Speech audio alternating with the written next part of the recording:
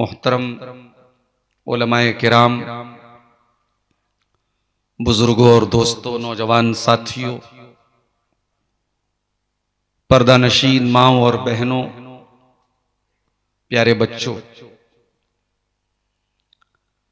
माल मर्डरों का ये शानदार 2 रोजा प्रोग्राम, जिसमें जमात के बड़े ही मुहतरम और मुवक्कर उलमा के खिताबात आपने समाअत किए, और आज पहले दिन की आखिरी कड़ी के तौर पे रात के तकरीबन 2:30 बजे मुझे आपके सामने बोलने के लिए हुक्म दिया गया है और मैं आपके सामने हाजिर हूं। मुझसे पहले मेरे अजीज बड़े भाई विजयवाड़ा की सरजमीन से तशरीफ लाए हुए शेख अबू हुरैरा मदनी का आपने रिक्कत आमेज खिताब सुना, जहन्नम की हौलनाकियों के ऊपर। उसके पहले हमारे उस्ताज की हैसियत रखने वाले और हमारी जमात के बहुत ही मोहतरम और बहुत ही इल्मी शख्सियत शेख जलालुद्दीन कासमी हफिज़हुल्लाह का भी इल्मी खिताब आपने समाअत किया। मेरे नौजवान दोस्तों में शेख फजलुर रहमान सिराजी, शेख अबुल कलाम सलफी, शेख नूरुद्दीन साहिल आलियावी, इन तमाम लोगों की तकरीरें आप सुन रहे हैं। और सच पूछिए तो प्रोग्राम अब खत्म हो जाना चाहिए था। खास तौर से जब 2 दिन का प्रोग्राम हो तो पहले दिन के प्रोग्राम को इतना लंबा नहीं चलाना चाहिए।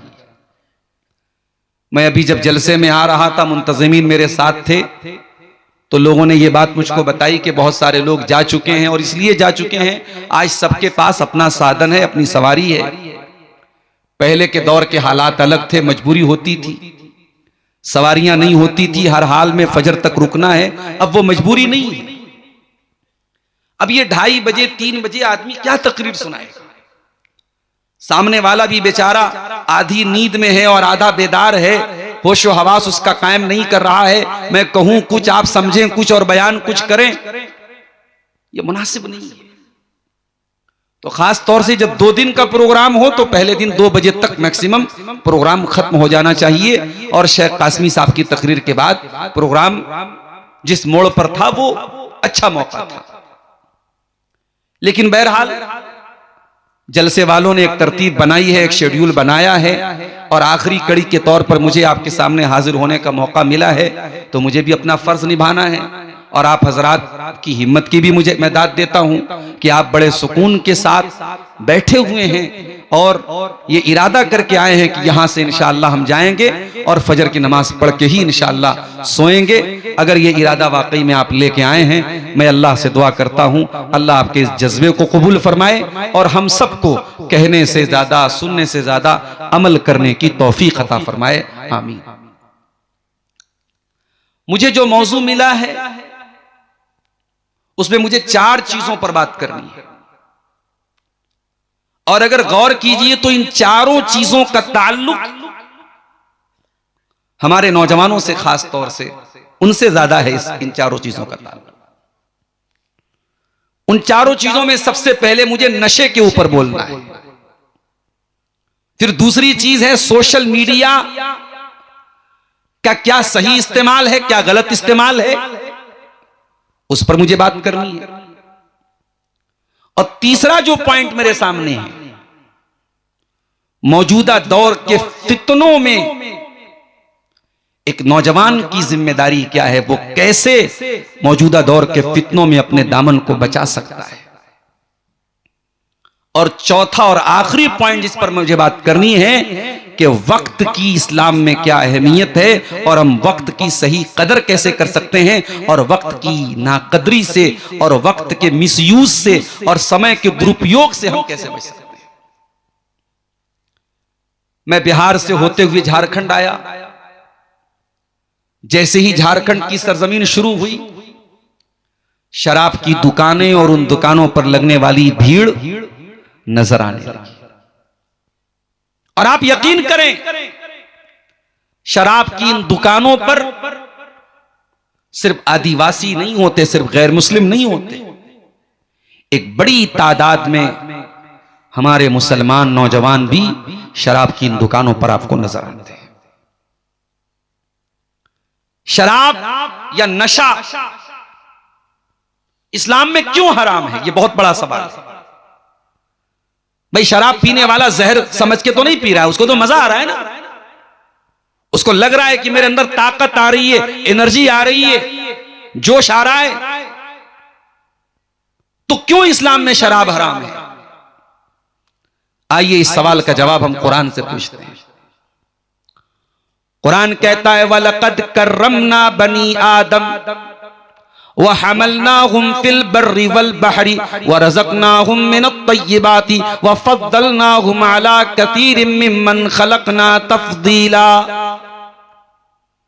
हमने इंसान को बहुत फजीलत अता फरमाई है, हमने इंसान का मकाम बहुत ऊंचा बनाया है, हमने इंसान को खुशकी के अंदर, तरी के अंदर सवारी का साधन दिया है, वो पानी में भी चलता है, वो जमीन में भी चलता है। हमने इंसान के लिए पाकीज़ा चीजों को हलाल करार दिया है और हमने इंसान को बहुत सारी मखलूकात पर फजीलत बख्शी है। ऐ इंसान, जब तेरा मकाम इतना ऊंचा है, जब तेरी शान इतनी ऊंची है, जब तेरा दर्जा इतना ऊंचा है, तो ऐ इंसान, अल्लाह ताला तेरी अकल और तेरे दिमाग की हिफाजत का भी हुक्म देता है। ऐ इंसान, तू कोई ऐसा काम नहीं करेगा जिससे तेरी अकल को खतरा पहुंच जाए, जिससे तेरे दिमाग को खतरा पहुंच जाए, जिससे तू अपने होश में न रहे। इस्लाम तेरी अकल की हिफाजत करने के लिए इस्लाम ये हुक्म देता है कि तुझे शराब नहीं पीना है, तुझे नशा नहीं करना है। इसीलिए अरबी जबान में शराब को खम्र कहते हैं और खम्र का मतलब होता है जो चीज किसी चीज को ढांप ले, कवर कर ले। इसीलिए अरबी जबान में औरत के दुपट्टे को खिमार कहते हैं, क्योंकि दुपट्टा औरत को ढांप लेता है। तो शराब को खम्र क्यों कहा गया? क्योंकि ये अकल को ढांप देती है, अकल पर पर्दा डाल देती है। शराब पीने वाला क्या कर बैठेगा, क्या बोल देगा, उसको खुद एहसास नहीं होता है। कितने मर्डर हो जाते हैं इसी नशे की हालत में, कितने घर बर्बाद हो जाते हैं इसी शराब की वजह से, कितने बाप अपनी बेटी को गलत तरीके से टच कर लेते हैं शराब के नशे में, कितनी बहनें अपने भाइयों की दस्त दराजी का शिकार हो जाती हैं इसी नशे की वजह से, कितनी लड़ाइयां मारपीट हो जाती हैं इसी नशे की वजह से। और आज बिहार की सरकार ने जो इस नशे के ऊपर पाबंदी लगाई, हमारे ड्राइवर साहब पटना से आए हैं, बहुत जानकारी उनको बिहार की राजनीति की है। उन्होंने बताया कि बहुत बड़ा घाटा भी होता है सरकार को, इसके ऊपर सरकारी खजाने को बहुत बड़ा लॉस भी होता है शराब पर पाबंदी की वजह से। लेकिन ये बात माननी पड़ेगी कि बिहार में शराबबंदी के बाद, नशे पर पाबंदी के बाद बहुत सारे क्राइम पर रुकावट लग गई, ब्रेक लग गया, बहुत सारे एक्सीडेंट और दुर्घटनाओं में कमी आ गई। कुरान करीम 1400 साल पहले शराबबंदी का ऐलान करता है। और ये बात भी नोट कर लीजिए, शराब का छोड़ना इतना आसान होता तो अल्लाह ताला ने डायरेक्ट शराब को हराम किया होता, मगर अल्लाह ने डायरेक्ट शराब को हराम नहीं करार दिया। शराब के बारे में पहली आयत नाज़िल हुई सूरह बकरा की, यसअलूनका अनिल खम्रि वल मैसिर कुल फीहिमा इत्मुन कबीर व मनाफिउ लिन्नास। ऐ नबी, लोग आपसे सवाल करते हैं शराब के बारे में और जुआ के बारे में, आप बता दीजिए कि शराब और जुआ के अंदर कुछ फायदा है लेकिन नुकसान ज्यादा है। वह इस्मुहुमा अकबरु मिन नफ़इहिमा, शराब और जुए के अंदर जो गुनाह है, जो नुकसान है, वो फायदे से ज्यादा खतरनाक है, बड़ा है। ये पहली आयत नाजिल हुई शराब के बारे में। दूसरी आयत नाजिल हुई सूरह निसा के अंदर, या अय्युहल्लज़ीना आमनू ला तक़रबुस सलाता व अंतुम सुकारा। ऐ ईमान वालो, तुम नशे की हालत में नमाज के करीब मत जाना। कम से कम नमाज की हालत में तुम नशा मत करना, नशे के हालत में तुम नमाज के करीब मत जाना। फिर तीसरी और फाइनल आयत नाजिल हुई सूरह मायदा की आयत नंबर 90 और 91। या अय्युहल्लज़ीना आमनू इन्नमल खमरु वल मैसिरु वल अंसाबु वल अज़लामु रिजसुम मिन अमलिश शैतानी फज्तनिबू। ऐ ईमान वालो, ये शराब, ये जुआ और ये किस्मत का हाल मालूम करने के लिए जो तीर तुम फेंकते हो, और ये गैरुल्लाह के आस्ताने जहां तुम गैरुल्लाह के नाम पे जानवर ज़बा करते हो, रिजसुम मिन अमल शैतान, ये सारी की सारी चीजें गंदी हैं और शैतान का काम है। फज्तनिबू, इनसे बचो, लअल्लकुम तुफ्लिहून, तभी तुम कामयाब हो सकते हो। गौर कर रहे हैं, अल्लाह ने शराब और जुए को शिर्क के साथ बयान किया है। जैसे शिर्क बहुत बड़ा पाप है और बहुत बड़ा गुनाह है, शराब भी बहुत बड़ा गुनाह है और जुआ भी बहुत बड़ा गुनाह है। अल्लाह ने इतना कह दिया होता तो बस था, मगर अल्लाह ने इतने पर इक्तफा नहीं किया। आगे और फरमाया, इन्नमा युरीदु शैतानु अन युक़िया बैनकुमुल अदावत वल बग़दा फिल खम्रि वल मैसिर व यसुद्दकुम अन ज़िक्रिल्लाहि व अनिस सलाह। ऐ ईमान वालो, शराब को हाथ लगाने के पहले सोच लेना, शराब शैतान की चीज है और शराब पिलवा करके और जुआ खिलवा करके शैतान ये चाहता है तुमको लड़ा दे। कितने झगड़े होते हैं शराब की वजह से। अभी बिहार में आज मैंने एक वीडियो देखा, अररिया के अंदर एक बड़ी मामूली सी बात पर एक मुसलमान पिकअप ड्राइवर को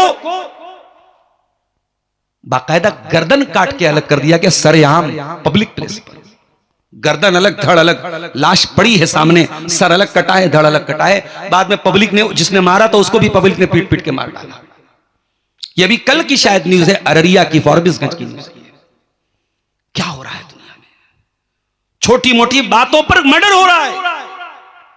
अभी 2-4 दिनों पहले एक और वीडियो मैंने देखा, एक छोटा बच्चा था, किसी बात पे झगड़ा हुआ, 4-5 साल के बच्चे को पटक पटक के एक आदमी ने रोड पर मार डाला, कत्ल कर दिया। अल्लाह अकबर।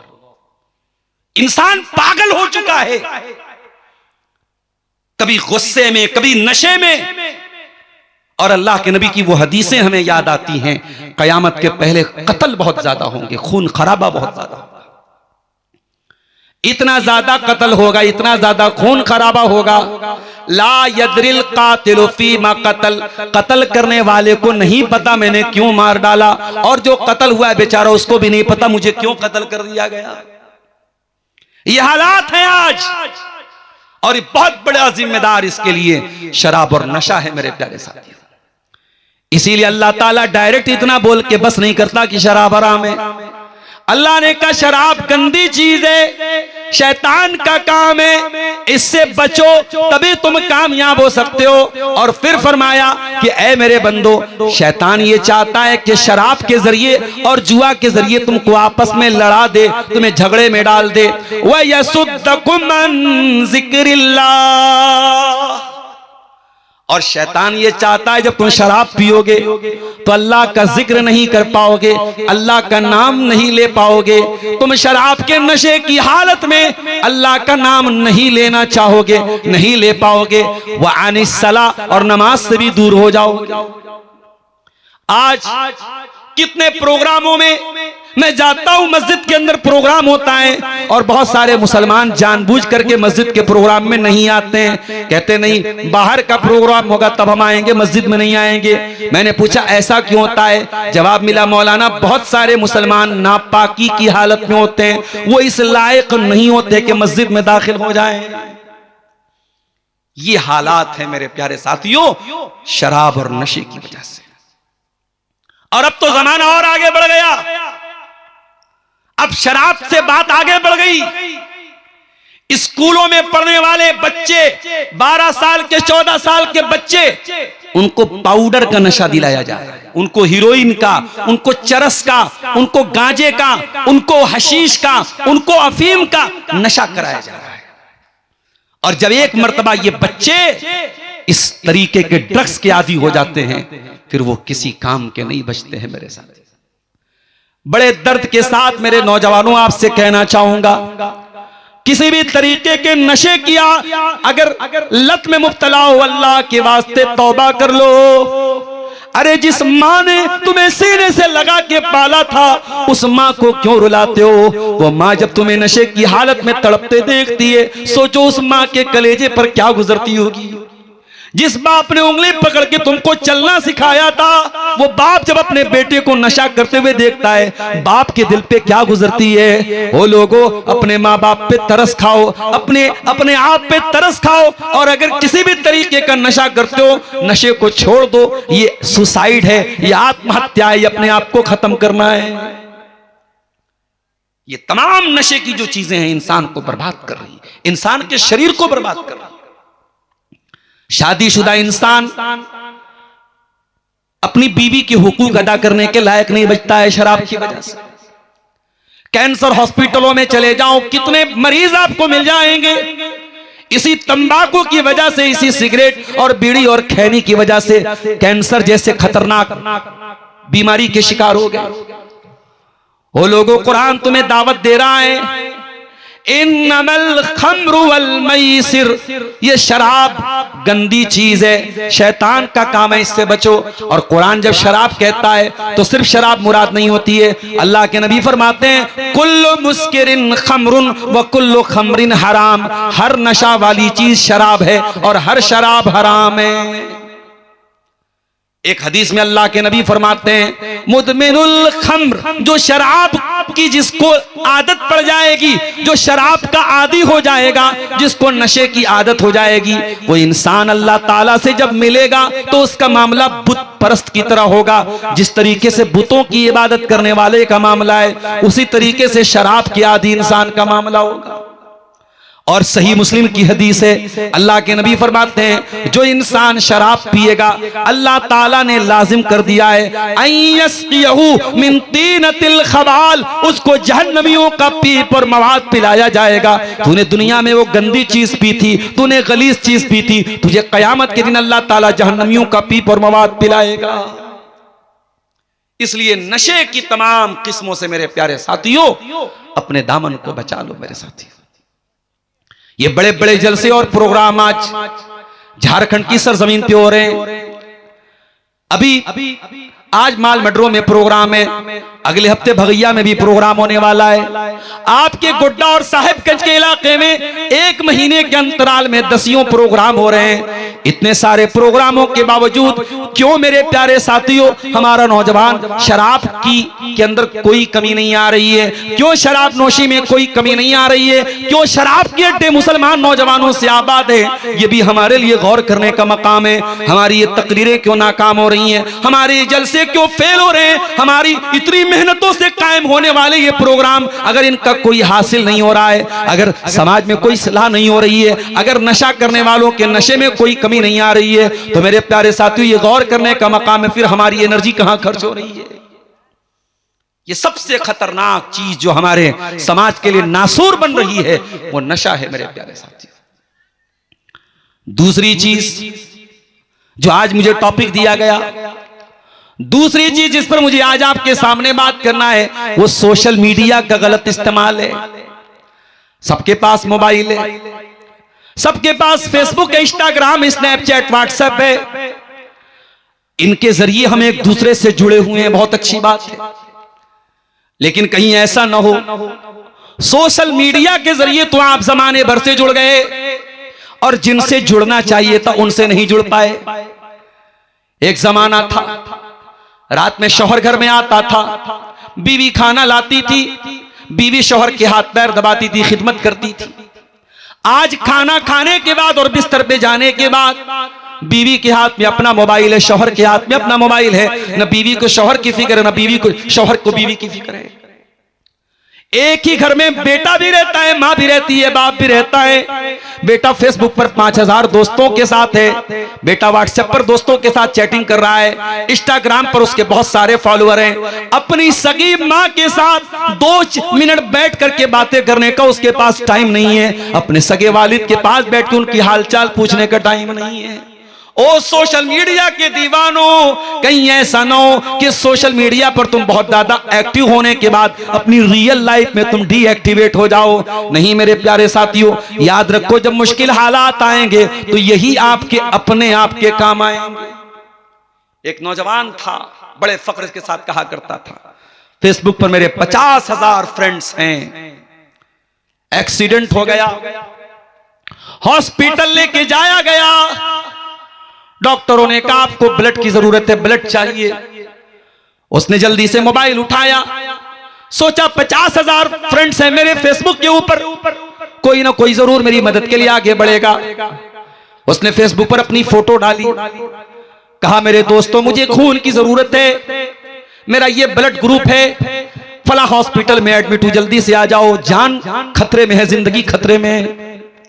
मैसेज सर्कुलेट हो गया, 50,000 लोगों तक पहुंच गया, कोई एक बंदा भी मदद के लिए आगे नहीं आया। आगे कौन आया? उसका बूढ़ा बाप जिसको उसने 5 मिनट बात करने का टाइम भी जिंदगी में देना गवारा न किया। वो फेसबुक की चकाचौंध में मुब्तला, वो इंस्टाग्राम की चमक में मुब्तला, वो व्हाट्सएप की चमक में मुब्तला इंसान अपने बूढ़े बाप की हाल चाल भी न लेता था। जब खून देने की बात आई, जब ब्लड देने की बात आई, तो उसकी मदद करने के लिए कौन हाजिर हुआ? वही बूढ़ा बाप हाजिर हुआ। कौन हाजिर हुआ? उसके गांव का, उसके साथ बचपन में क्रिकेट खेलने वाला, बचपन में दोस्ती रखने वाला, जो फेसबुक पर तो नहीं जुड़ा है, जो इंस्टाग्राम पर तो नहीं जुड़ा है, लेकिन जो उसका हकीकी दोस्त है, जो रियल दोस्त है, वही उसकी मदद के लिए आगे आया। उसी ने कहा भाई मैं तुझको अपना ब्लड दूंगा। ये होती है दोस्ती। सोशल मीडिया शो ऑफ की दुनिया बन चुकी है मेरे प्यारे साथी। अपनी माँ बहनों से भी कहना चाहूंगा, बहुत ज्यादा सोशल मीडिया को देख करके अपने शौहरों को परेशान न किया करो, अपने बाप को परेशान न किया करो। ये वाला कपड़ा चाहिए, ये वाली ज्वेलरी चाहिए, ये वाला नेकलेस चाहिए। अरे ये इंस्टाग्राम चलाने वाले, ये वीलॉगर्स, ये टिकटॉक चलाने वाले टिकटॉकर और ये इन्फ्लुएंसर, इनकी जिंदगियों से धोखा न खाना। इनकी जिंदगियों में पैसा तो है, इनकी जिंदगियों में चकाचौंध तो है, मगर अल्लाह की कसम इनकी जिंदगियों में सुकून नहीं है। वो मेरी प्यारी माँ बहनों, वो फेसबुक और इंस्टाग्राम पर नजर आने वाला हजारों और लाखों का कपड़ा उससे कहीं ज्यादा बेहतर तेरे शौहर की हलाल कमाई का खरीदा गया वो सादा सा कपड़ा है जो तेरा शौहर हलाल कमाई से लाके तुझको पहनाता है। उस सोशल मीडिया की चकाचौंध से मेरी प्यारी मां और बहनों तुम धोखा मत खा जाना। और अगर तुम्हें ऐसा लगता है इंस्टाग्राम की लड़कियां तो बड़े अच्छे अच्छे कपड़े पहन रही हैं, स्नैपचैट पर तो बड़े अच्छे अच्छे ज्वेलरीज आ रही हैं, मेरा शौहर मुझको लाके क्यों नहीं दे रहा है? अगर तुमको ये एहसास पैदा होता है तो कभी न्यूज में जाके देख लेना कि इसी दुनिया में एक मुल्क है फलस्तीन, और उसी फलस्तीन का एक शहर है गज़ा, जहां की हजारों लाखों बहनें आज उनके शौहरों का इंतकाल हो चुका है और इस्राइल की बमबारियों में उनके घर टूट चुके हैं। उनके पास सर ढांपने को छत भी नहीं है, उनके छोटे छोटे बच्चे बिलखते हैं, उनके पास खाने को 2 वक्त की रोटी भी नहीं है। ओ मेरी प्यारी माओ बहनों, तुम कम से कम अपने घर में आराम से 2 वक्त की रोटी तो खा रही हो, ठीक है। वो महंगे महंगे कपड़े तुम्हें नसीब नहीं होते, सादे कपड़े पहनती हो, मगर कम से कम तुम कपड़े तो पहन रही हो, तुम्हें मकान तो मौजूद है, तुम्हें तुम्हारा इज्जत देने वाला शौहर तो मौजूद है। उन मजलूम बहनों से जाके पूछो जिनके शौहरों का इंतकाल हो चुका है, जो जवानी में बेवा हो चुकी हैं, जिनके घरों को बुलडोजर से गिरा दिया गया है, जिनके घरों पे इस्राइल ने बम बरसा दिया है। वो मेरी प्यारी माँ बहनों, कभी उन मजलूम और मजबूर औरतों के हालात भी जाके देख लो। और अगर उससे भी तुम्हें सबक न मिले तो 1400 साल पीछे चली जाना। मदीना का एक घर है, किसका घर है? अल्लाह के प्यारे नबी जनाब मोहम्मद रसूलुल्लाह सल्लल्लाहु अलैहि वसल्लम का घर है। कितनी बीवियां हैं आपकी? 9 बीवियां हैं। 9 बीवियों को कितने बड़े बड़े कमरे मिले, छोटे छोटे कमरे। सहाबा कहते उन कमरों में हम जाते थे, हाथ उठाते थे तो हाथ से छत को टच कर लेते, इतने छोटे छोटे कमरे थे। क्या उन कमरों में कोई मसेरी थी, कोई बेड था? नहीं। क्या कोई गद्दा था? नहीं। क्या कोई फर्नीचर था? नहीं था।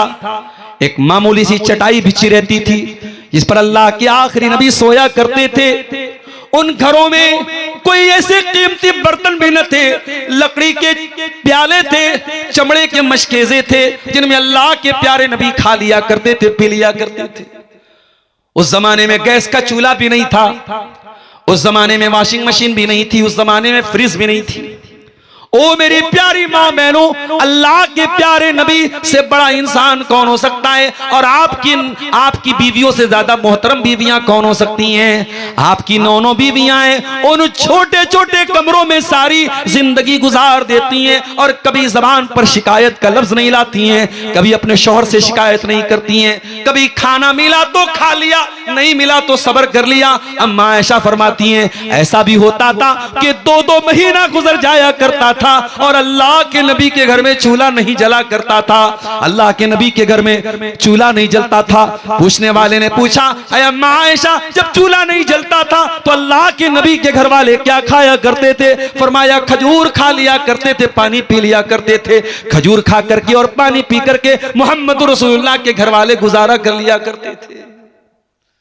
वो जिंदगी हमें तो नहीं मिली मेरे साथ, हम तो बड़े ऐशो आराम से जिंदगी गुजारते हैं। ठीक है, अभी वक्ती हालात आए तो कहीं गैस का सिलेंडर महंगा हो गया, कहीं पेट्रोल के लिए लंबी लाइन लग गई, ये वक्ती हालात है, वरना आमतौर से अगर हम देखो तो हम तो बहुत सुकून की जिंदगी गुजार रहे हैं। इसलिए मेरी प्यारी माँ बहनों, ये सोशल मीडिया से धोखा न खाना, ये सीरियलों की जिंदगी से धोखा न खाना, ये फेसबुक और इंस्टाग्राम की जिंदगियों से धोखा न खाना। अल्लाह के प्यारे नबी फरमाते हैं उन्जुरू इला मन हुवा अस्फल मिनकुम, अपने से नीचे के लोगों को देखा करो, अपने से ऊपर के लोगों को न देखा करो। जब तुम अपने से कमजोर लोगों को देखोगे, जब तुम अपने से नीचे लोगों को देखोगे, फइन्नहु अजदरु अल्लाह तज़दरू नेमत अल्लाह, तो तुम अल्लाह ताला की नेमतों को हकीर नहीं समझोगे। सोशल मीडिया ने एक काम और कर दिया, ज़िनाकारी को आसान कर दिया।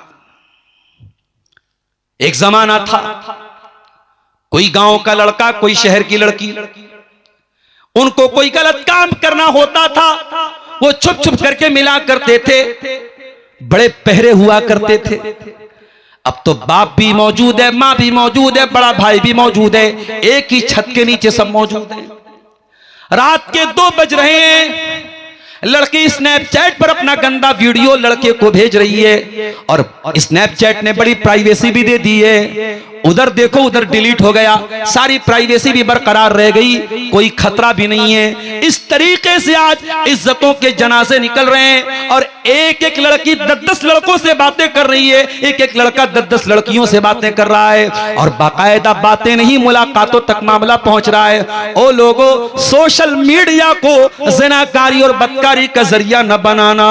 ओ लोगों, ये तो इसलिए बनाया गया था ताकि हम एक दूसरे से कनेक्ट हो जाएं, एक दूसरे से जुड़ जाएं। अल्लाह के वास्ते इसे ज़िनाकारी का अड्डा न बनाने देना। वला तक़रबुज़्ज़िना इन्नहु काना फ़ाहिशतन व साअ सबीला।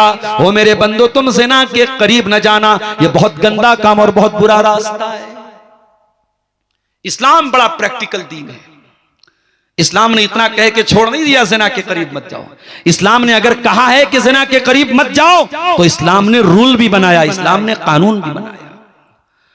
लड़की घर से निकल रही है, लड़की माल मटरों की रहने वाली है, भागलपुर उसको जाना है, बहुत लंबा नहीं, 60-70-80 किलोमीटर का सफर है।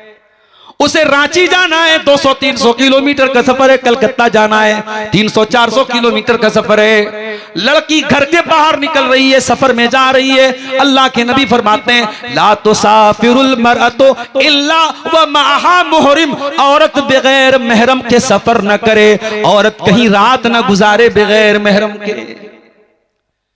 घर में कई भाई रहते हैं, एक भाई की शादी हो गई, एक भाई कुंवारा है। अब देवर भाभी का सामना हो रहा है कि घर के अंदर देवर भाभी में हंसी मजाक भी हो रहा है, हर तरीके की बातें भी हो रही हैं और यहीं से बात खराब हो रही है, यहीं से मामला गड़बड़ हो रहा है, यहीं से देवर के अंदर अपनी भाभी के लिए गलत ख्यालात पैदा हो रहे हैं। और अगर कहीं भाई बाहर रह रहा है और भाभी घर में अकेली रह रही है तो और ज्यादा गुनाह के चांसेस बढ़ रहे हैं और ज्यादा गुनाह के मौके मिल रहे हैं। इसी मौके पर जब ज़िना का खतरा खतरा मौजूद है। अल्लाह के नबी फरमाते हैं, ओ लोगों खबरदार, गैर महरम औरतों के पास तन्हाई में न जाया करो। इयाकुम वद्दुखूल अलन निसा, ओ लोगों गैर महरम औरतों के पास न जाया करो। सहाबा ने कहा, अय अल्लाह के नबी, क्या देवर भी अपनी भाभी के पास नहीं जा सकता है? क्या जीजा भी अपनी साली के पास नहीं जा सकता है? अफरअयतल हमवा या रसूल अल्लाह, अय अल्लाह के नबी, आपका क्या ख्याल है? क्या देवर भाभी से भी नहीं मिल सकता है? क्या जीजा साली से भी नहीं मिल सकता है? आपने फरमाया, अल हमवु अल मौत, देवर तो भाभी के लिए मौत है, जीजा तो साली के लिए मौत है। ऐसे वाकयात भी हमारे सामने आए।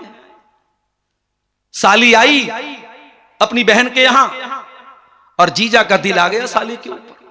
अब लाख उसे मसला बता दो भैया, जब तक तुम्हारी बीवी तुम्हारे निकाह में, तुम साली से शादी नहीं कर सकते। हराम तरीके से साली से भी शादी कर लिया और दो सगी बहनों को एक साथ अपने निकाह में रखा, जो कि हराम है। अल्लाह के नबी की साफ हदीस मौजूद है, कुरान की आयत मौजूद है, लेकिन यह हराम काम भी आपको कहीं कहीं समाज में होता हुआ नजर आ जाएगा। तो कुरान अगर कह रहा है वला तक़रबु ज़िना, ज़िना के करीब मत जाओ, तो कुरान उसका तरीका भी बता रहा है। सोशल मीडिया ने आज नजरों के ज़िना को आसान कर दिया।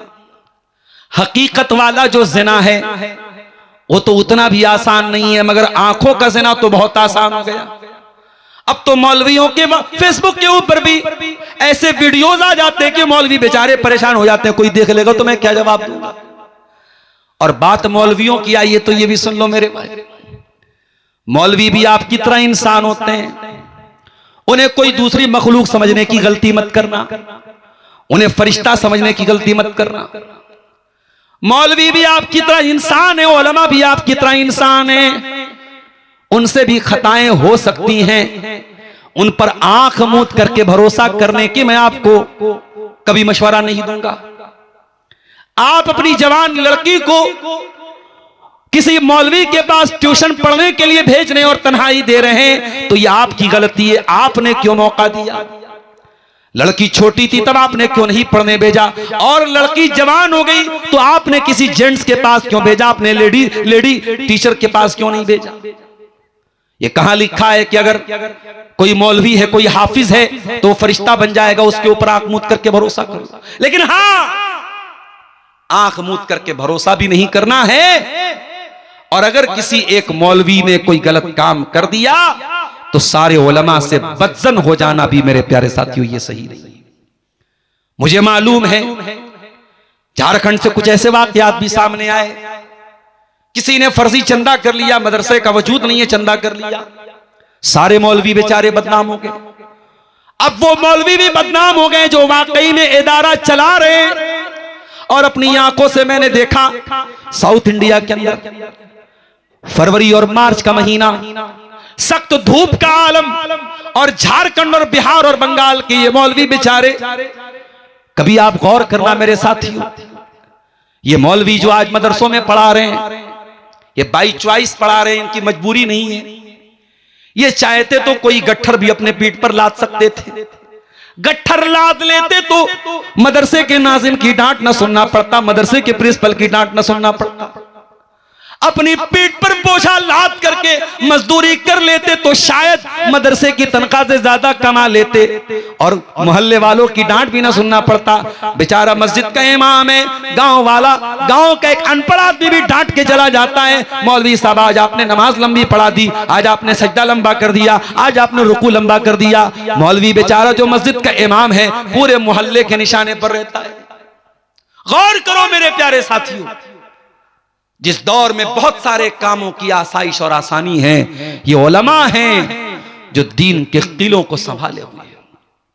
इन्होंने मस्जिदों को संभाला हुआ है, इन्होंने मदरसों को संभाला हुआ है, और इन्हीं के जरिए दीन का काम हो रहा है, इन्हीं के जरिए तौहीद फैल रही है, इन्हीं के जरिए कुरान फैल रहा है, इन्हीं के जरिए हदीस फैल रही है। अल्लाह के वास्ते उलमा को हकीर न जानो, अल्लाह के वास्ते उलमा की तहकीर न करो, किसी एक आलिम की गलती से तमाम उलमा से नफरत न करो मेरे प्यारे साथी।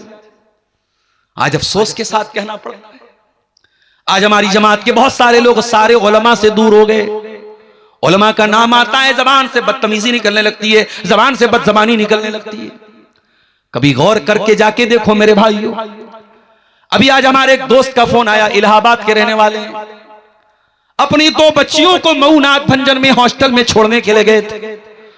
फोन करके कहने लगे, मौलाना बड़े लाडो प्यार से बेटियों को पाला है, कभी किसी जरूरत के लिए बेटियों को तरसना नहीं पड़ा है, और आज ये मदरसे में लेके आया हूं और मदरसे वाले कह रहे हैं कि माँ बाप से बेटियों को बात करने की इजाजत हफ्ते में सिर्फ 1 बार मिलेगी। मौलाना मेरा दिल नहीं मान रहा है, मैं क्या करूं? मैंने कहा थोड़ा सा कलेजे पर पत्थर तो रखना पड़ेगा, मदरसे में पढ़ाना है तो ये सख्ती तो झेलनी पड़ेगी। ओ लोगों, ये हॉस्टल में रहने वाले बच्चे, अब तो ठीक है हर जगह मतबक का इंतजाम हो गया है, लेकिन एक बड़ी तादाद में हमारे उलमा ऐसे भी हैं जिन्होंने मदरसों में जागीर के जरिए पढ़ाई हासिल की है, तालीम हासिल की है। घर घर वो टिफिन लेके जाते थे और भिखारियों की तरह उनको खाना दिया जाता था, और वो बेचारे वही खाना खा करके अपने घर के इज्जतदार घर के हैं, अपने घर में शान शौकत से खाते हैं और शान शौकत से खिलाते हैं। लेकिन आज हॉस्टल में रह करके जागीर का खाना खा के बेचारा वो पढ़ रहा है। उनकी कुर्बानियों पर इस तरीके से पानी न फेरो मेरे साथी। इसी बंगाल के हमारे एक दोस्त हैं, रमजान में चंदा करने के लिए गए, इत्तेफाक से मैं भी साउथ इंडिया में था, मुझे फोन किया उन्होंने, मौलाना मैं आपके पास आ रहा हूं। मैंने कहा बहुत अच्छी बात है, आइए साथ में बैठ के खाना खाएंगे। एक दिन रमजान का महीना था, दस्तरखान लगाया, बंगाल के हमारे साथी आए, उनको बिठाया, इफ्तार करने लगे, देखा आंखों में आंसू आ गए। मैंने कहा क्या बात है, क्यों रो रहे हो? कहा मौलाना आप तो जानते हैं, आप जब भी मेरे घर पे आते हैं मैं आपको मेहमान नवाजी करता हूं, आपको मछली बना के खिलाता हूं, आपको बेहतरीन चीजें बना के खिलाता हूं, लेकिन ये चंदे का काम करने के लिए हमको क्या क्या करना पड़ रहा है। हम रमजान में चंदा करने जाते हैं, हमें भिखारियों की तरह मस्जिदों में जाके जहां इफ्तार हो रहा है वहां बिन बुलाए मेहमान की तरह जाके बैठ जाना पड़ता है, जहां सहरी का इंतजाम हो रहा है बिन बुलाए मेहमान की तरह जाके बैठ जाना पड़ता है। बड़ी शर्म आती है, बड़ी गैरत लगती है, बड़ा रोना आता है, मगर क्या करें, चंदा न करें तो हमारी तनख्वाहें न मिलेगी, और हमारी तनख्वाहें न मिले तो घर कैसे चलेगा, हमारी मजबूरी, हमको चंदा करना पड़ता है। ओ लोगों, ये मदरसे बड़ी मुश्किल से चल रहे हैं। इन उलमा को इस तरीके से अपनी नफरत का, अपनी जबान दराजी का निशाना न बनाओ, इन उलमा की कुर्बानियों पर इस तरीके से पानी न फेरो। मैं ये नहीं कहता कि उनको मासूम समझो, मैं ये नहीं कहता कि आंख मूंद करके भरोसा कर लो। अगर आपके घर में कोई आलिम आया और आपने जवान बेटियों को बेपर्दा उनके सामने आने की इजाजत दे दी, उनके कमरे में जाने की एंट्री दे दी, और आपने ये सोचा है बहुत बड़े मौलाना है, बहुत बड़े आलिम है, बहुत अच्छी तकरीर करते हैं, और आपने अपनी जवान बेटी को उनके कमरे में जाने की इजाजत दी, तो ये आपकी गलती थी। इस्लाम ने तो इससे रोका है मेरे प्यारे साथी। अल्लाह के नबी फरमाते हैं ला यख्लुवन्न रजुलुन बिइम्रातिन इल्ला वसालिसुहुम शैतान, खबरदार कोई मर्द किसी औरत के साथ अकेला न रहे, तन्हाई न इख्तियार करे, क्योंकि तीसरा शैतान होता है।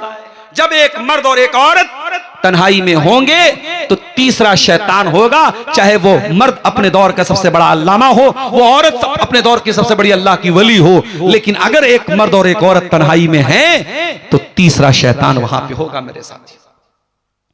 और सोशल मीडिया ने आज इसी काम को आसान कर दिया है।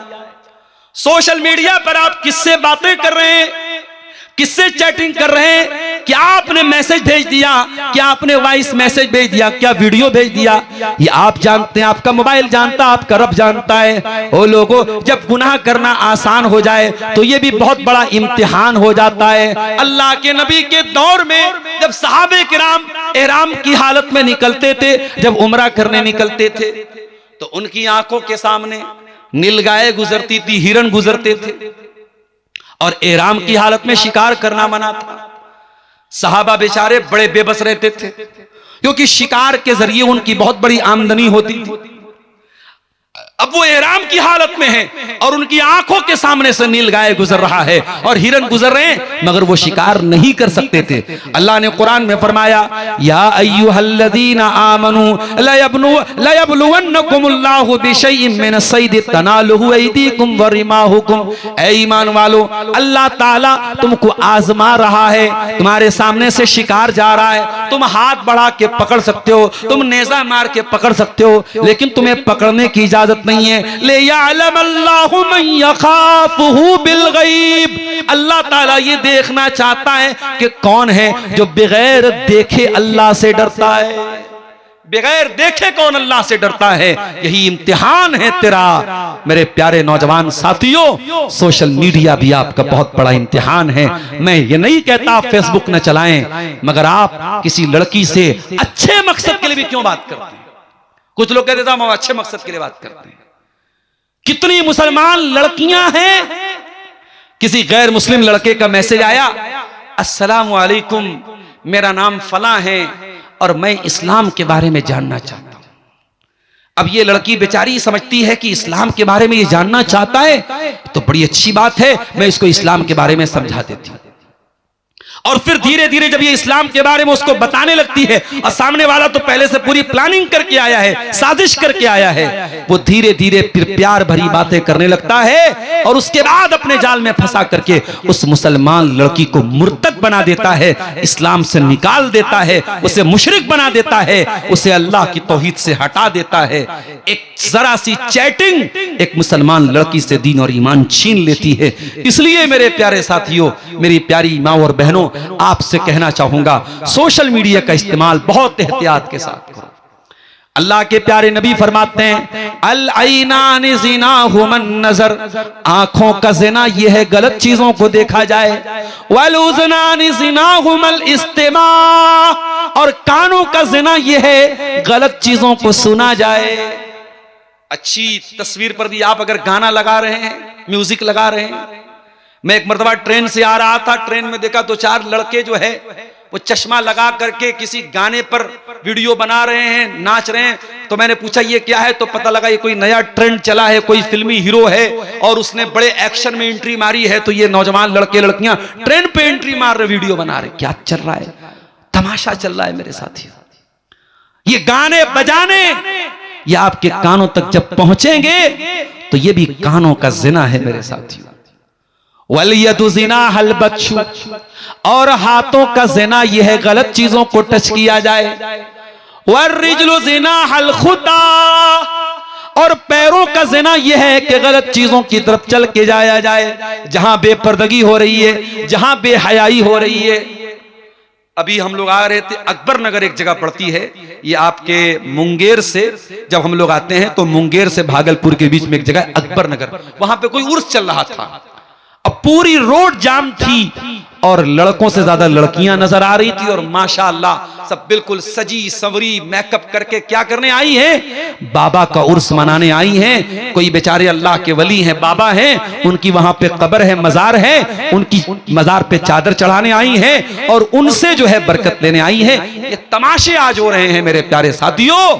ऐसी जगहों पर जाना और पैरों से चल के जाना, ये पैरों का ज़िना है। अल्लाह के नबी फरमाते हैं, वर्रिजलु ज़िना हल खुता, गलत जगहों पे पैरों से चल के जाना ये पैरों का ज़िना है।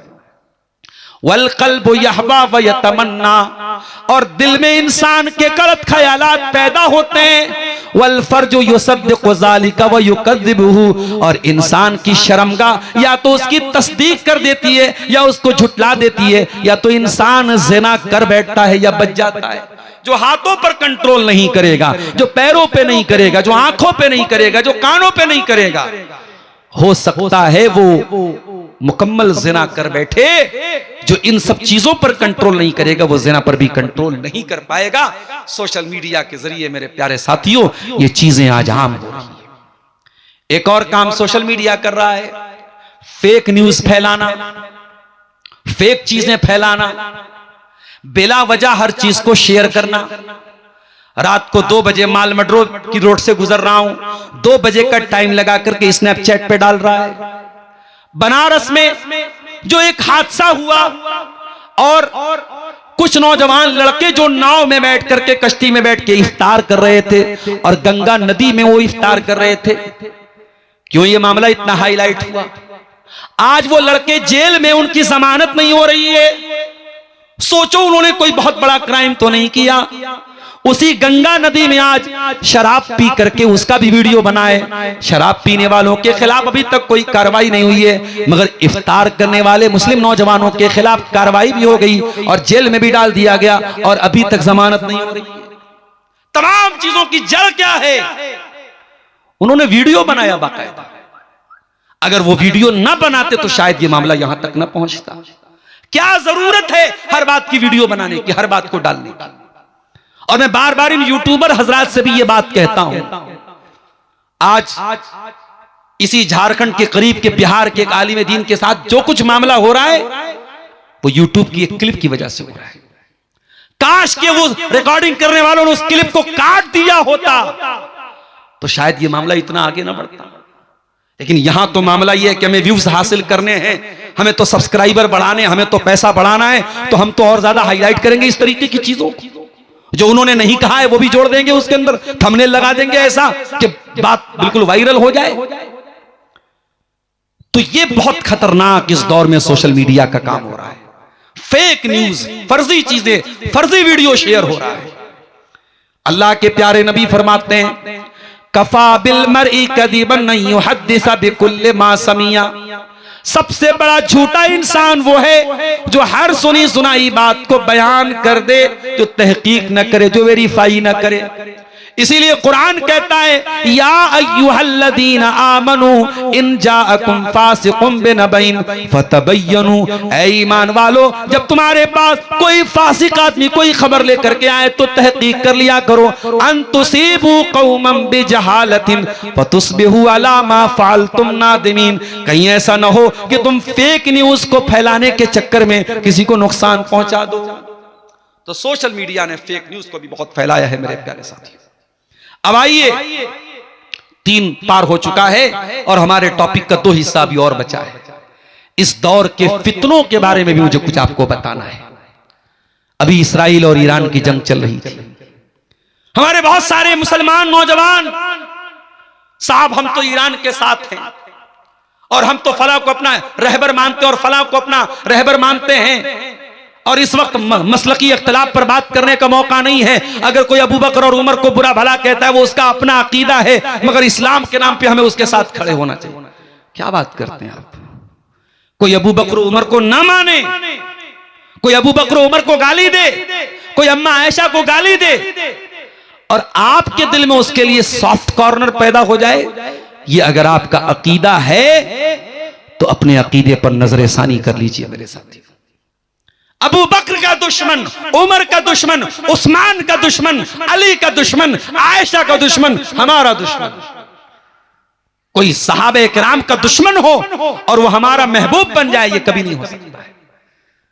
इसलिए इस मौजूदा दौर में जब दुनिया में जंगों के हालात हो तो आप हर मसले पर सोशल मीडिया पर अपनी राय मत व्यक्त कीजिए। फेसबुक के ऊपर पोस्टें न डालिए, व्हाट्सएप पर पोस्टें न डालिए। कहीं ऐसा न हो कि आपकी एक नादानी से पूरी कम्युनिटी पर कोई मुसीबत आ जाए। इस दौर का बहुत बड़ा फितना यह है कि लोग उलमा से रहनुमाई हासिल नहीं करते, अपनी मनमानी करते हैं मेरे प्यारे साथियों।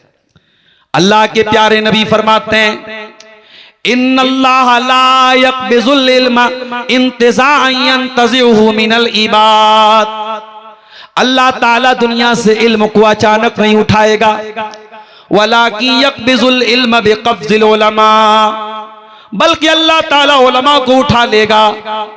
यहां तक कि जब दुनिया से उलमा चले जाएंगे, इत्तख़ज़न नासु रुऊसन जुहाला, लोग जाहिलों से मसला पूछेंगे, लोग जाहिलों को मुफ्ती बना लेंगे, लोग जाहिलों से फतवा पूछेंगे। फसुइलू फअफ्तौ बिगैर इल्मिन, और वो जाहिल लोग बगैर इल्म के फतवा देंगे। फदल्लू वअदल्लू, खुद भी गुमराह होंगे, दूसरों को गुमराह करेंगे। इसी आपके झारखंड की सरजमीन के बड़े जलीलुल कद्र आलिम थे अल्लामा मुफ्ती अब्दुल अजीज हक्कानी साहब। जिंदा थे तो हमें लगता था ये तो बस ऐसे ही मामूली आलिम है। जलसे में हमने निजामत सदारत करवा ली, उनके 10 मिनट तकरीर करवा के छोड़ दिया।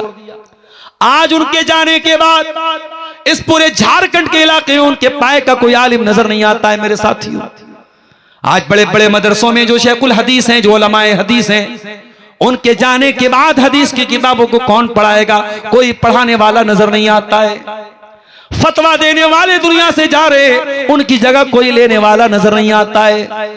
मेरे प्यारे साथियों, बड़े बड़े जुब्बा वाले और बड़ी बड़ी पगड़ी वाले तो नजर आ जाएंगे, बड़ी बड़ी ऊंची ऊंची टोपी वाले तो आपको मिल जाएंगे, मगर इल्म जिस चीज का नाम है वो इल्म दुनिया से जा रहा है। अल्लाह के नबी फरमाते हैं जब दुनिया से उलमा चले जाएंगे लोग जाहिलों को अपना सरदार बना लेंगे। इस दौर का बहुत बड़ा फितना है ये मेरे साथियों कि आप उलमा से दूर हो जाएं। नहीं नहीं, उलमा से जुड़ करके रहिए, उलमा से मशवरा हासिल कीजिए, उलमा से रहनुमाई हासिल कीजिए। कोई भी मसला दीन का आ जाए अपने उलमा से रहनुमाई हासिल कीजिए और उनकी रहनुमाई में काम कीजिए मेरे प्यारे साथियों। इसी तरीके से इस दौर का एक बहुत बड़ा फितना यह भी है कि 4 किताबें पढ़ने के बाद कोई इंसान अल्लाह ताला के बारे में, रसूल के बारे में और जन्नत के बारे में और जहन्नम के बारे में सवाल खड़ा करने लगे।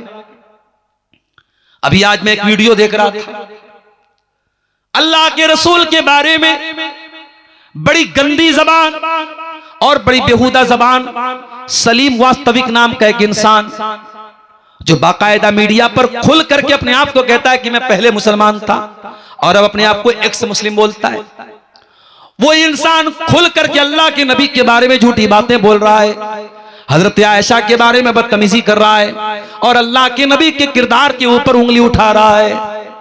मेरे प्यारे नौजवान साथियों, इस दौर का ये बहुत बड़ा फितना है कि इस्लाम पर लोग एतराजात करेंगे, नबी पर एतराजात करेंगे और बहुत सारे भोले भाले सीधे साधे मुसलमान भी इन चीजों का शिकार हो जाएंगे। लिहाजा अपने ईमान की हिफाजत करो मेरे प्यारे साथी। और ईमान की हिफाजत कैसे होगी? जब आप कुरान का मुताला करेंगे, जब आप हदीस का मुताला करेंगे, जब आप उलमा के साथ जुड़ करके रहेंगे।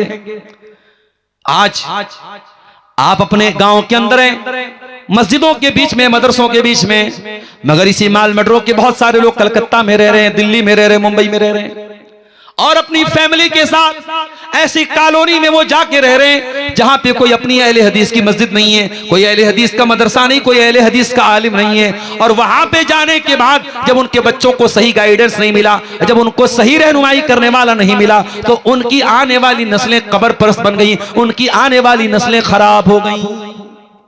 इसलिए मेरे प्यारे साथियों, अपने साथ साथ अपनी आने वाली नस्लों की भी फिक्र करो, अपने बच्चों की भी फिक्र करो। हजरत इब्राहिम अलैहिस्सलाम अल्लाह ताला से दुआ करते हैं, वजुनुबनी व बनिया अन नाबुदल असनाम, आय अल्लाह तू मुझे और मेरे बच्चों को बुत परस्ती से बचा ले, आय अल्लाह तू मुझे और मेरे बच्चों को शिर्क करने से बचा ले, आय अल्लाह मेरी औलाद के अंदर शिर्क को पनपने न दे। आप गौर कीजिए मेरे साथ, मजारों पर सजदा हो रहा है और मुसलमान औरत सजदा कर रही है, मुसलमान मर्द सजदा कर रहा है और उसको कोई गुनाह का काम समझ के नहीं कर रहा, उसको अच्छा समझ के कर रहा है। करे गैर गर बुत की पूजा तो काफिर, कवाकिब में माने करिश्मा तो काफिर, झुके आग पर बहरे सजदा तो काफिर, जो ठहराए बेटा खुदा का तो काफिर, मगर मोमिनों पर कुशादा है राहें, परस्तिश करें शौक से जिसकी चाहें, नबी को जो चाहें खुदा कर दिखाएं, इमामों का रुतबा नबी से बढ़ाएं, मज़ारों पे जा जा के नजरें चढ़ाएं, शहीदों से जा जा के मांगे दुआएं, न तौहीद में कुछ फर्क इससे आवे, न इस्लाम बिगड़े न ईमान जाए। आज गांव देहात की मुसलमान औरतों को देख लीजिए आप, उनके माथे पर आपको बिधिया भी मिल जाएगी, उनकी मांग में सिंदूर भी मिल जाएगा, उनके गले में मंगल सूत्र भी मिल जाएगा और आप फर्क नहीं कर पाएंगे ये मुसलमान है या गैर मुस्लिम है। अल्लाह के नबी ने इसको भी कयामत की एक निशानी करार दिया था। आपने फरमाया लतत्तबिउन्ना सुनन मन कान क़ब्लकुम, ओ लोगों तुम अपने से पहले के लोगों के तरीके पर चलोगे। ये बर्थडे मनाना, ये एनिवर्सरी मनाना, ये सालगिरह मनाना, ये किसकी तहजीब है मेरे साथियों? ये मेरे नबी का कल्चर तो नहीं, ये मेरे नबी की तहजीब तो नहीं है। ये शराब पीने वालों का कल्चर है, ये ज़िना करने वालों का कल्चर है, ये सुअर खोर लोगों का कल्चर है और वो कल्चर आज मुसलमान अपना रहा है। बड़े फख्र से अपने बच्चे का बर्थडे मना रहा है, बड़े फख्र से अपनी बीवी के साथ एनिवर्सरी मना रहा है। अरे तुझे बीवी को रेस्टोरेंट में खाना खिलाना है, तू रोज खाना खिला, तुझे एनिवर्सरी मनाने की क्या जरूरत है? तुझे अपने बच्चों को केक खिलाना है, तू कभी भी खिला दे, तुझे साल में बर्थडे के नाम से एक सेलिब्रेशन मनाने की क्या जरूरत है? अल्लाह के नबी फरमाते हैं तुम अपने से पहले के लोगों के तरीके पर चलोगे। शिब्रम बिशिब्रिन, अगर वो एक बालिश चलेंगे तुम भी एक बालिश चलोगे, अगर वो एक हाथ चलेंगे तुम भी एक हाथ चलोगे। हत्ता लौ सलकू जोहरा ज़ब्बिन लसलक्तुमू, अगर वो किसी जानवर के बिल में चले जाएंगे तो तुम भी जानवर के बिल में चले जाओगे। इसी तरीके से इस दौर का एक बहुत बड़ा फितना ये भी है मेरे प्यारे साथियों, हराम कमाई का फितना। इसी झारखंड में जामताड़ा का इलाका है, साइबर क्राइम का अड्डा माना जाता है। चोरी के जरिए लोगों के एटीएम से पैसा ले लेना। कोई बेचारा रिटायर हो गया है, बूढ़ा इंसान है, पेंशन पा रहा है, उसके अकाउंट में अच्छा खासा पैसा है, बैंक वालों से मिली भगत करके स्कैम करके उसके बैंक से उसके अकाउंट से पैसा ले लेना। इस तरीके का काम बड़ी तादाद में जामताड़ा में हो रहा है। और अफसोस की बात यह है कि ये काम करने वालों में एक बहुत बड़ी तादाद मुस्लिम नौजवानों की भी है। वो लोगों वो हराम तरीके से दूसरों के अकाउंट से पैसा चुरा करके कोई करोड़पति बन भी जाएगा तो क्या कर लेगा मेरे साथियों। एक दिन तो ये पैसा छोड़ के दुनिया से जाना पड़ेगा, एक दिन ये मकान तो छोड़ के दुनिया से जाना पड़ेगा, एक दिन ये जमीनों जायदाद तो छोड़ के जाना पड़ेगा। लेकिन जो हराम की कमाई से तूने बनाया है, कब्र में जाने के बाद तुझे उसका हिसाब देना पड़ेगा।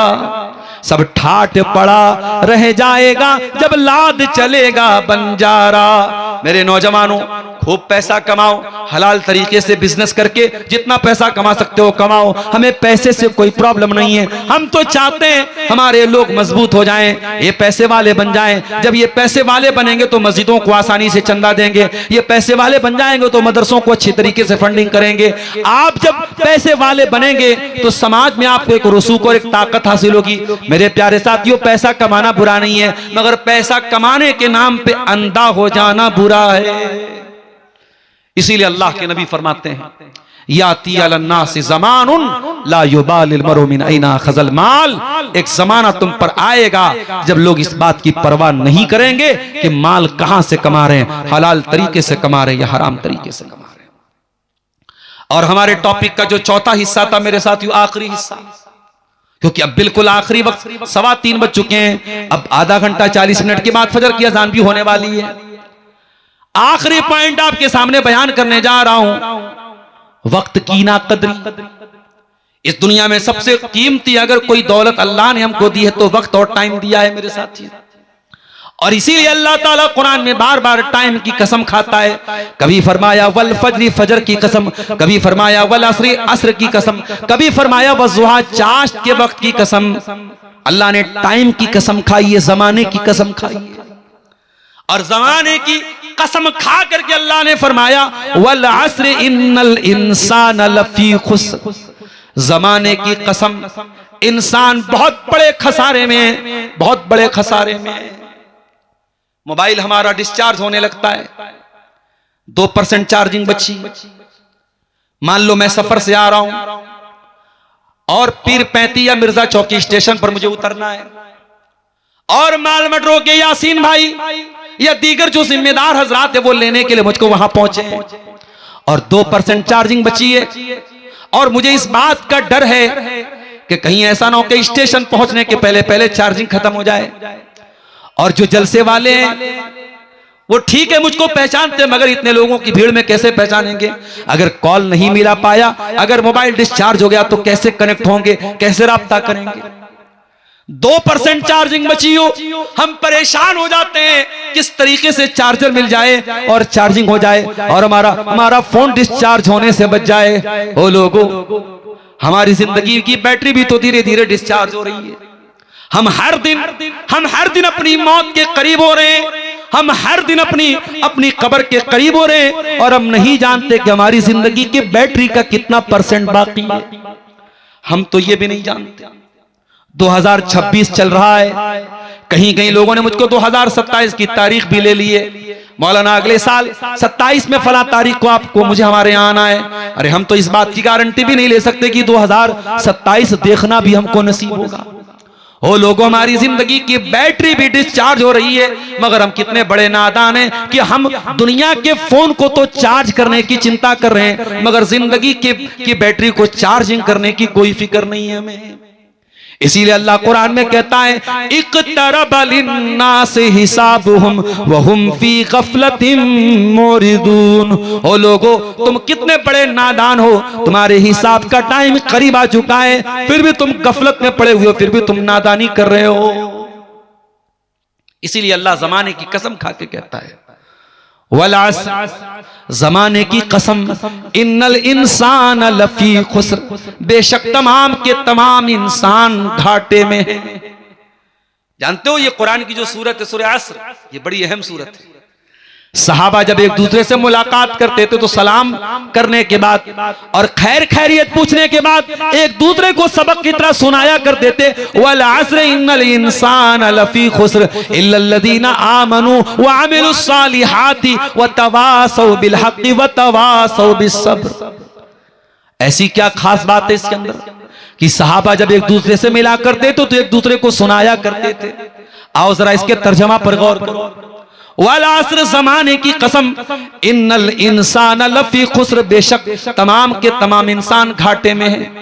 इल्लल्लज़ीना आमनू, मगर वो लोग घाटे में नहीं हैं जो ईमान वाले हैं, व अमिलुस सालिहात, और जो नेक अमल करने वाले हैं, व तवासौ बिल हक़्क़ि, और हक बात की एक दूसरे को तबलीग करने वाले हैं, हक बात एक दूसरे को पहुंचाने वाले हैं। जानते हो दुनिया का कोई भी सिस्टम बगैर आपस में राब्ते के नहीं चलता है। ये मर्डरों का आज प्रोग्राम हो रहा है, मुझे भाइयों ने बताया कि बाकायदा वॉलंटियर्स के हाथ में वो दिया गया है, वाईफाई दिया गया है, यानी वायरलेस बात कर, वॉकी टॉकी दिया गया है, और तकरीबन 20 वॉकी टॉकी के जरिए पूरे जलसे को मैनेज कर रहे हैं। कहां क्या जरूरत है, कहां क्या कमी है, कहां क्या मसला है, 20 वॉकी टॉकी के जरिए बात हो रही है। ओ लोगों, जिस तरीके से तुम दुनिया में एक दूसरे को एक जलसा कराने के लिए वॉकी टॉकी के साथ जुड़े हुए हो, अल्लाह कुरान में कह रहा है जब तुम्हें अल्लाह ताला ने तौहीद का रास्ता दे दिया, जब तुम्हें इस्लाम का रास्ता बता दिया, जब तुम्हें सच्चाई का रास्ता बता दिया है, तो अकेले इसके ऊपर चलना काफी नहीं है। वतवासौ बिल हक़्क़ि, तुम्हें एक दूसरे को वसीयत भी करना पड़ेगा, एक दूसरे को तबलीग भी करनी पड़ेगी, एक दूसरे को समझाना भी पड़ेगा। वतवासौ बिस सब्री, तुम्हारे गांव में कोई आदमी नमाज नहीं पढ़ रहा है, किसी दिन मौका निकालो, भाई तुम नमाज में क्यों नहीं आते हो, भाई तुम 4 टाइम की नमाज पढ़ते हो, तुम फजर की नमाज में क्यों नहीं आते हो। कोई ऐसी टीम भी बना लो मेरे साथियों जो लोगों को जाके नमाज के लिए तलकीन किया करे। कोई ऐसी टीम भी बना लो जो किसी बेवा औरत है, कोई यतीम बच्चा है, उसकी मदद के लिए आगे बढ़ जाए। किसी के बारे में पता चले वो बंधन लोन ले रहा है, वो बैंक से लोन ले रहा है और 10-20 हजार का अमाउंट है, अरे भाई तू बैंक से लोन क्यों ले रहा है, तू इंटरेस्ट और ब्याज पे लोन क्यों ले रहा है। हम तुझे बगैर ब्याज के हम तुझे हलाल तरीके से, सही तरीके से तुझे कर्ज हसना देंगे, तुझे असल रकम लौटाना पड़ेगा, तुझे कोई ब्याज नहीं देना पड़ेगा। ऐसी टीम भी हमारे बीच में होनी चाहिए। वतवासौ बिल हक़्क़ि, जो हक बात की वसीयत करे। और जब ऐसी टीम बनाओगे तो ये आसान काम नहीं है, ये फूलों की सेज नहीं है। इतना अच्छा काम करोगे तब भी लोग गाली देंगे, लोग सवाल उठाएंगे, लोग एतराज करेंगे, और जब लोग एतराज करेंगे वह तवासौ बिस्सब्री, तो एक दूसरे को सब्र की तलकीन करते रहना, एक दूसरे को बर्दाश्त की तलकीन करते रहना। मेरे प्यारे साथी, कुरान की ये छोटी सी सूरत है, इस सूरत को याद हम सबने किया है, हम नमाज में पढ़ते हैं, मगर ये सूरत हमें मैसेज क्या दे रही है कि जमाने की कसम, इंसान सबसे बड़े घाटे में। एक आदमी बर्फ बेच रहा था, गर्मी का मौसम था, सुबह निकला बर्फ बेचने के लिए, दोपहर हो गई, थोड़ी सी बर्फ बिकी, दोपहर से शाम होने लगी और धीरे धीरे उसकी बर्फ पिघलने लगी।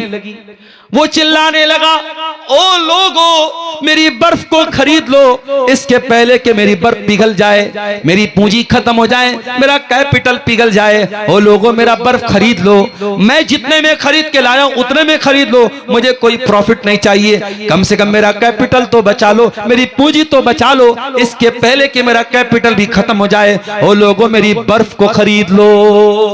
ये मंजर देखकर एक अल्लाह के नेक बंदे ने कहा, जब मैंने उस बर्फ बेचने वाले को इस तरीके से चिल्लाते हुए देखा कि ओ लोगों, मेरे कैपिटल के खत्म होने के पहले मेरी बर्फ को खरीद लो, तब मुझे कुरान की इस आयत का मतलब समझ में आया, वल अस्र, जमाने की कसम, इन्नल इंसान लफी खुस्र, इंसान बहुत बड़े घाटे में, जो जमाने की हिफाजत नहीं कर पाया, जो टाइम की हिफाजत नहीं कर पाया, जो समय को नहीं बचा पाया, जो समय की कदर नहीं कर पाया, उससे बड़ा खसारे में कोई नहीं है। ये लाइव प्रोग्राम चल रहा है, बहुत सारे लोग अपने घरों में बैठ के सुन रहे हैं, अच्छी बात है। कोई दिल्ली में, कोई मुंबई में, कोई कलकत्ता में लाइव सुन रहा है, वो सुन रहा है तो अच्छी बात है। मगर भगैया में बैठ के कोई अगर 6-7 किलोमीटर का सफर तय करके मेट्रो ना आ सके और बैठ करके मोबाइल पर लाइव प्रोग्राम सुन रहा है, तो इसका मतलब यह है कि उसने इस जलसे में आने की अहमियत को नहीं समझा। मेरे साथी, आपकी जिंदगी में एक एक मिनट बहुत कीमती है। कोशिश ये कीजिए कि वो वक्त सही जगहों पर इस्तेमाल हो। मेरे प्यारे साथी, अल्लाह ताला कुरान के 18वें पारे में कहता है, हत्ता इदा जाअ अहदहुमुल मौत, ऐ मेरे बंदे जब तेरी मौत का टाइम आता है, काल रब्बिरजिऊन, तो बंदा कहता है अल्लाह मुझे तू दुनिया में दोबारा लौटा दे। ऐ अल्लाह तू एक मौका मुझको और दे दे, एक चांस मुझको तू और दे दे, लअल्ली आमलु सालिहन फीमा तरक्तु।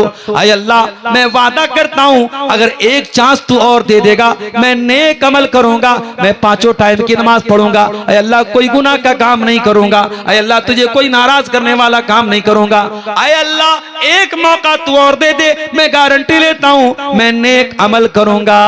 अल्लाह फरमाएगा कल्ला, ऐसा हरगिज हरगिज नहीं हो सकता है, इन्नहा कलिमतुन हुवा काइलुहा। ऐ मेरे बंदे ये तो एक बात है जो तेरे मुंह से निकल रही है, ये बात कभी पूरी होने वाली नहीं है। व मिन वराइहिम बरज़खुन इला यौम युबअसून, अब कयामत तक तुझे बरज़ख की जिंदगी गुजारना है। ऐ मेरे बंदे तुझे जिंदगी एक बार मिली थी, वो जिंदगी तुझको मिल चुकी है। ओ मेरे प्यारे नौजवान साथियों, ओ फासिल पार्क में इश्क के नैन लड़ाने वाले मेरे साथियों, ओ सोशल मीडिया पर लड़कियों से चैटिंग करने वाले मेरे भाइयों, ओ नशे की लत में गिरफ्तार मेरे नौजवान साथियों, ओ मेरे जिगर के टुकड़ों, ओ मेरे दोस्तों, ओ मेरे साथियों, अल्लाह की कसम मुझे आपसे हमदर्दी है। मैं आपको अपना भाई और अपना दोस्त समझता हूं और मैं ये मानता हूं कि अगर आपने अपनी जवानी को इन गुलछर्रों में गुजार दिया, इन हराम कामों में गुजार दिया, तो कल अल्लाह की बारगाह में बहुत शर्मिंदा होना पड़ेगा। मेरे साथियों, अगर अपने किसी दोस्त की वजह से अगर अय्याशी में पड़ गए, अपने किसी दोस्त की वजह से नशे के चक्कर में पड़ गए, कल कयामत के दिन पछताना पड़ेगा। व यौमा यअद्दु ज़ालिमु अला यदैहि यक़ूलु या लैतनी इत्तख़ज़तु मअर रसूल सबीला। कयामत के दिन इंसान अपने हाथ को काटेगा और कहेगा, ऐ काश मैंने रसूल का रास्ता अपनाया होता, या वैलता लैतनी लम अत्तखिज़ फुलानन खलीला, ऐ काश मैंने फलां को अपना दोस्त न बनाया होता, फलां की दोस्ती की वजह से मैं हराम काम में पड़ गया, मैं नशे में पड़ गया, मैं गलत चीजों में पड़ गया। ओ लोगों, इसीलिए दोस्ती बहुत सोच समझ करके किया करो, अच्छे लोगों को दोस्त बनाया करो, नेक लोगों को दोस्त बनाया करो। बुरे दोस्तों की वजह से भी इंसान को कयामत के दिन पछताना पड़ सकता है। इसलिए मैं अपने नौजवानों से कहना चाहता हूं, वक्त की कदर करो मेरे प्यारे साथियों।